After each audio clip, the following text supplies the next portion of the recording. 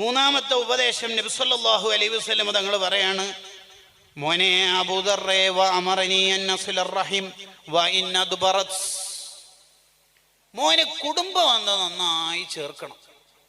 അവര് നിന്നോട് ബന്ധം ഉണ്ടാവട്ടെ ഇല്ലാതിരിക്കട്ടെ, നിന്റെ ഭാഗം നീ ക്ലിയർ ആക്കണം, നിന്റെ ഭാഗം നീ ക്ലിയർ ചെയ്യണം.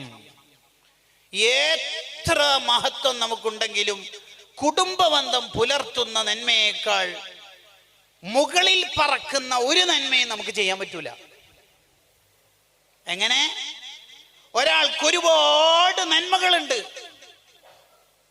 ഒരുപാട് ഖൈറാത്ത് അയാൾ ചെയ്യുന്നുണ്ട്, പക്ഷേ അയാൾ കുടുംബബന്ധം പുലർത്തുന്ന ആളല്ല, കുടുംബബന്ധത്തിൽ വിള്ളൽ വീഴ്ത്തിയ ആളാണ്. എല്ലാം പോയി.